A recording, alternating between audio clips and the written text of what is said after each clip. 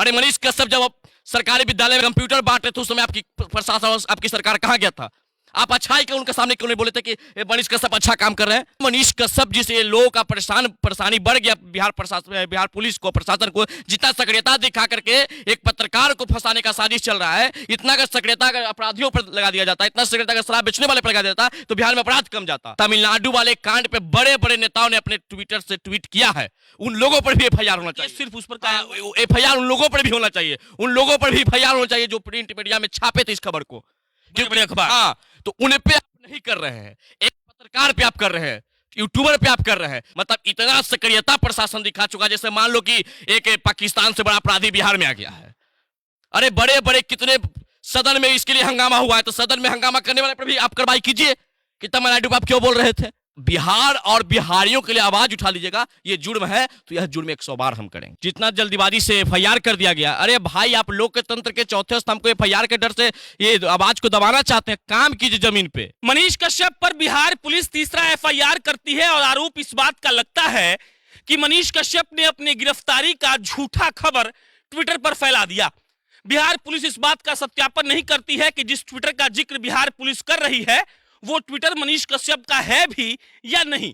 लेकिन तीसरा एफआईआर होने के बाद अब यह सवाल उठने लगा है कि क्या बिहार पुलिस जानबूझकर मनीष कश्यप को फंसाने का प्लान बना रही है, और जो आरोप मनीष कश्यप लगा रहे हैं क्या वो सही है, और मनीष कश्यप पर यह तीसरा एफआईआर जो बिना पुष्टि के किया गया वो कितना गलत है। इसी पर बातचीत करने के लिए हमारे साथ पुरुषोत्तम है। तीसरा एफआईआर हो गया, कहा जा रहा है कि भाई साहब ने अपना गलत गिरफ्तारी का खबर फैला दिया और मनीष कश्यप लाइव आकर बोले कि देखिए ये मेरा ट्विटर अकाउंट है ही नहीं, वो अपना असली वाला ट्विटर अकाउंट दिखाए और बोले कि बिहार पुलिस साजिश कर रही है। देखिए जितना जल्दीबाजी से उनका ट्विटर अकाउंट को खंगाल लिया गया, जितना जल्दीबाजी से एफआईआर कर दिया गया, अरे भाई आप लोकतंत्र के चौथे स्तंभ को एफआईआर के डर से ये आवाज को दबाना चाहते हैं, काम कीजिए जमीन पे। मीडिया वाले पे एफआईआर करने से आपके अपने अपने झूठ चीज को तोप नहीं सकते हैं। जो आपका सच्चाई है जनता के सामने है। मनीष कश्यप के क्या सच्चाई है जनता के सामने है। सबसे पहली बात है कि मनीष कश्यप ने क्या गलत किया नहीं गलत किया उससे हमको कोई मतलब नहीं है, लेकिन इतना जरूर पता है कि एक तरफा अब तक प्रशासन काम कर रहा है। मनीष कश्यप का भी बात को सुनना चाहिए था। वो लाइव आके सामने बोले, बड़े बड़े चैनलों पर लाइव आके बोल रहे हैं, तो क्या जेल से आके लाइव बोल रहे हैं? मतलब आईडी बड़े बड़े लोग का ये क्या होता है, लोग ले लेते हैं, मैंने हैक कर लिया जाता है, और मनीष कश्यप का आईडी हैक हो गया। मनीष कश्यप बोलेंगे तो आप सुनिएगा नहीं। मतलब इतना मनीष कश्यप जिसे लोगों का परेशानी बढ़ गया, बिहार पुलिस को, प्रशासन को, जितना सक्रियता दिखा करके एक पत्रकार को फंसाने का साजिश चल रहा है, इतना अगर सक्रियता अगर अपराधियों पर लगा दिया जाता है, इतना सक्रियता अगर शराब बेचने वाले पर लगा देता तो बिहार में अपराध कम जाता। लेकिन ये लोग फंसाएंगे किसको? जो बिहार की बात करेगा, जो बिहार के भ्रष्टाचार को उजागर करेगा, उसको फंसाने का प्रयास किया जाएगा। अगर आप लोग जैसे पत्रकार आज बिहार में नहीं होता तो जनता को सच्चाई भी पता नहीं चलता। पीएम से जाने किसका ताकत है? एक आध दिन न्यूज 18 जी न्यूज बड़े बड़े चैनल जाके दिखाए सच्चाई पीएम का, लेकिन आप लोग दिखाइएगा एफआईआर आप ही लोग पे होगा। कुछ दिन पहले आपके चैनल पर भी एफआईआर लोगों ने किया। मनीष कश्यप कह रहे हैं कि तेजस्वी यादव सब करवा रहे हैं और वो चांदी का चम्मच लेके पैदा हुए थे और हम स्टील का, लेकिन याद रखिए चांदी का चम्मच भले महंगा है, मजबूत स्टील का है। ये बिल्कुल देखिए, जो जमीन पे व्यक्ति जुड़ा होता है मजबूत वही होता है। जो हवाई तीर मिलता है आज के न समय में आपको जमीन पर गिरना पड़ेगा। लेकिन मनीष कश्यप जी को भी राजनीति से बचना चाहिए। बिहार के राजनीतिक से बच के आप पत्रकारिता में जितना अच्छा काम कर रहे हैं उतना ही अच्छा पत्रकारिता में काम कीजिए। वन साइड किसी व्यक्ति को ना सपोर्ट कीजिए ना किसी का विरोध कीजिए। बाकी जो उनके साथ हो रहा है वो बिल्कुल गलत हो रहा है। एक बार प्रशासन की सारे विषय पर जांच करने की आवश्यकता था, क्योंकि तमिलनाडु में जो कांड हुआ उसमें कितना सत्य और कितना सत्य उस पर हम नहीं जाएंगे। पर वीडियो कितना सत्य था वो वीडियो कहां शूट हुआ, कहां स्क्रिप्ट लिखाया, उस पर भी हम नहीं जाएंगे। लेकिन यह सच्चाई है कि उस तमिलनाडु वाले कांड पे बड़े बड़े नेताओं ने अपने ट्विटर से ट्वीट किया है, उन लोगों पर भी एफआईआर होना चाहिए। सिर्फ उस पर एफआईआर उन लोगों पर भी होना चाहिए, उन लोगों पर भी एफआईआर होना चाहिए जो प्रिंट मीडिया में छापे थे इस खबर को, बड़े अखबार। हाँ, तो उन पे आप नहीं कर रहे हैं, एक पत्रकार पे आप कर रहे हैं, यूट्यूबर पे आप कर रहे हैं। तो यह बात का पक्का यह साबित हो जाता है कि आपको कहीं ना कहीं एक व्यक्ति विशेष से जलन है, और उस जलन में एक निर्दोष आदमी को आप फंसा कर उनका मनोबल गिराना चाहते हैं। तो उनके साथ बिहार के तमाम जनता है। अगर आपको सच्चाई आपके पास लगता है कि नहीं प्रशासन सच में है, तो आप अपने सच्चाई को साबित कर दीजिए।